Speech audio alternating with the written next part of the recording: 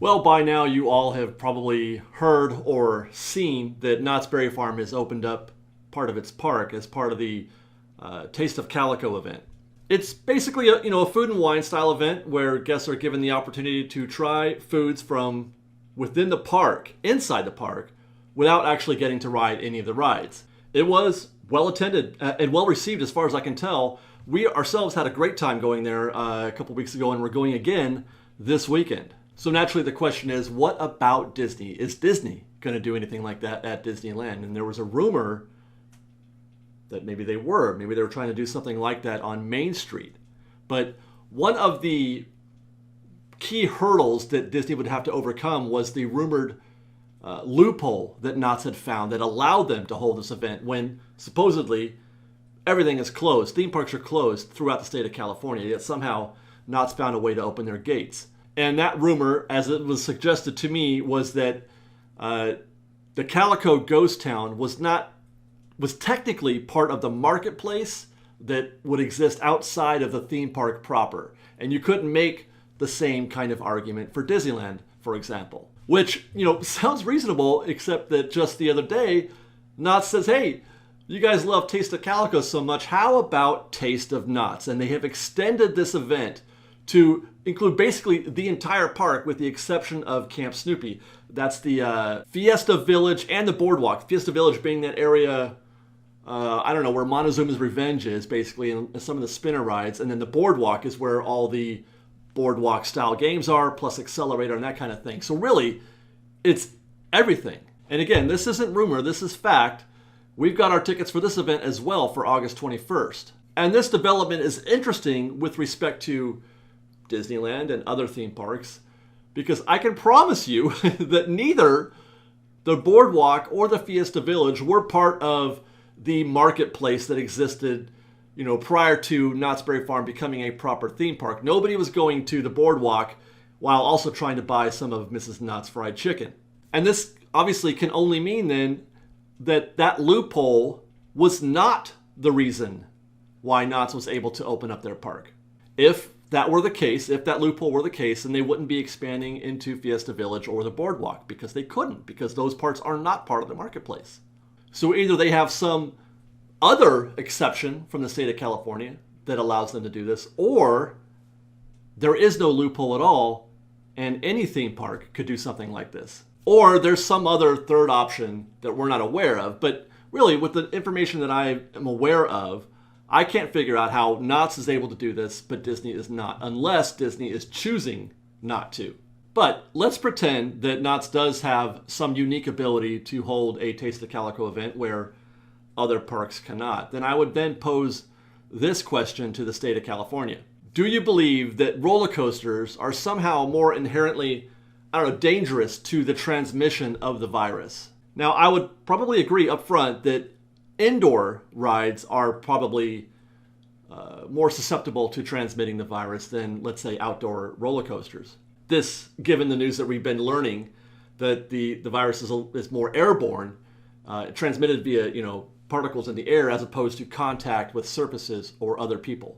And that's why we're seeing everything being done outdoors these days. If you want to go to a restaurant, you can only eat outdoors, that kind of thing. But most of the rides at Knott's are outdoors. There's a couple exceptions, but most are outdoors.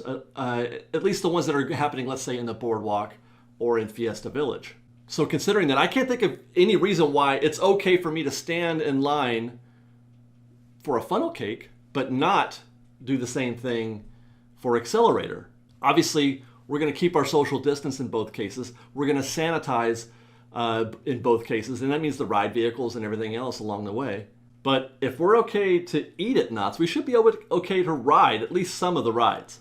And even more importantly, if we're okay to eat at Knott's, loopholes aside, if it's okay for us to eat at Knott's, it should be okay for us to eat at Disneyland. Let's go! But until we get an answer to that question, we'll have to settle for 2 more trips to Knott's Berry Farm and another trip to downtown Disney this weekend, and we're going to have a good time at that, I promise you. Until then, let's see what's happening in other news. Universal Studios has confirmed that Epic Universe is on hold. This is the new park, the new theme park that they're building in Florida, or they had told us they were going to build. Nothing has begun yet. They haven't even put a shovel in the ground. And considering that, I kind of would have been shocked if they hadn't done this, if they hadn't put on hold Epic Universe. Matter of fact, I thought they had already, to be honest. So this is really no surprise, and it's a wise move. In fact, it's kind of refreshing to hear this, to hear a major company like this make this kind of announcement, considering all the announcements that we've been hearing of late about things that are going forward, plans, movies being planned, TV shows, expansions, rides, this, that, and the other. People acting like nothing is happening, that the theme park universe or the entertainment universe hasn't changed at all. People acting like it's going to be business as usual in no time. Kind of surprising. Even Disney. I mean, lots of Disney news coming out. Pixar just announced that their new film Luca is going to premiere in 2021. What? Can we get to Soul and I forget the other one, but can we get those movies out first, or Mulan? I don't understand that very much. Actually, I'm not even sure if theaters are going to be open in 2021. But that's another conversation for another time. Actually, you may want to check out Fresh Bake Presents, our sister channel where we do live streams 3 days a week. We may be talking about that very topic. But anyway, to hear Universal make that kind of decision is good news. But what isn't good news is their most recent quarterly report, the Q2 report that they just announced the other day. Per the report, Universal has lost 94% of its theme park revenue. That's $87 million for Q2 this year against $1.46 billion for Q2 in 2019. And there's no way to spin that. I mean, it's bad. It's really, really bad. And by the way, that includes revenue earned from Universal Florida and in Japan. Those parks opened up in time to earn a little revenue for Q2. So that $87 million includes those revenues. And there were similar results posted the other day by OLC, which is the company that runs the Tokyo Disneyland and Tokyo Disney Sea theme parks in Japan, where they reported a 95% loss in revenue. Now, among the comments for that Universal earnings call was that parks were experiencing less than expected attendance. And that, I would assume, already includes whatever guesstimates they might have made for a COVID response. So they planned for X number of guests due to the virus, fewer guests than normal, and then got less than that. But they did say that things were better financially with the parks open, which, I mean, seems like it's common sense. Parks open, make more money, yes, but a lot of people have questioned or asked the question,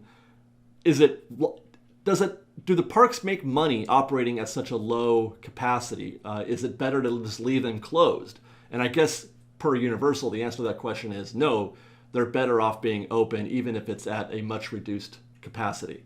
And of course, the news doesn't get any better. Universal recently announced that they're going to cancel this year's Halloween Horror Nights, which is bad news no matter how you look at it again.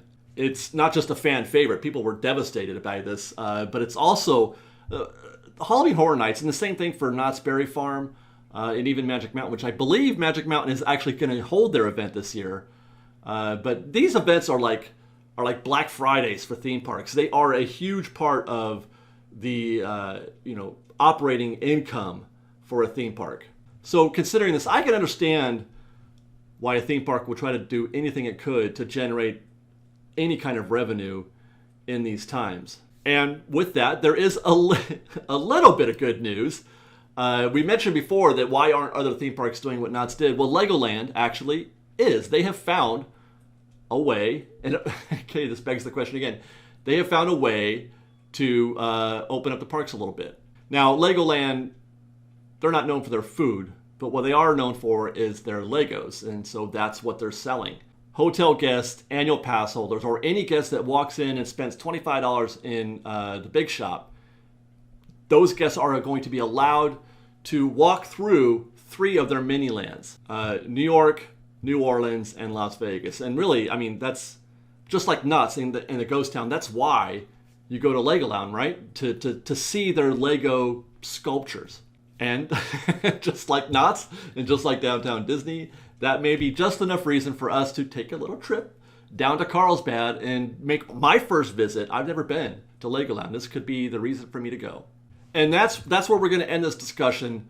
I want to hear from you guys. I want to hear some ideas that you might have. Theme parks need to find creative ways to open their parks up a little bit within, you know, the constraints of the state guidelines. Like Legoland, if you sell food, Knott's Berry Farm. If you sell Legos, sell Legos. You don't have to necessarily just make it about the food. And we had this discussion previously with that Disneyland Taste of Main Street video, but again, that was something that seemed to be focused on food. But what if there was some other way? Let's think of some creative ways to open up Disneyland. Personally, I don't necessarily need the food. I just want to be able to walk down Main Street, walk through New Orleans Square a little bit, maybe look at the Rivers of America. I want to hear the music. I want to be able to see a character and say hi to that character from a distance. That's all really I need. I mean, sure, I'll buy a churro and a Coke along the way somewhere, or maybe some other food, but it doesn't necessarily have to be about that. Just give us, you know, a way to soak in some of that Disney magic. For that, I mean, I really do hope that they find some way, because, you know, a lot of us are here for Disney. A lot of us are here for Legoland. We're here for Knott's. We're here for Universal and for Magic Mountain. We're here for all of it. So with that, thank you guys very much for watching. Don't forget to like this video and to share it with your friend and to subscribe to our channel. And please do also subscribe to our other channel that I mentioned earlier, Fresh Baked Presents, where we do live streams every Monday, Wednesday, and Friday at 4 p.m. Pacific. There are links below and on our main channel page. Also, there will be links below on our main channel page for the Royal Dorks, which is mine and Liz's home vlog channel, which we post on quite a bit. So follow those there. And I don't know, thanks again for watching, everybody. We'll see you next time. Fresh Baked!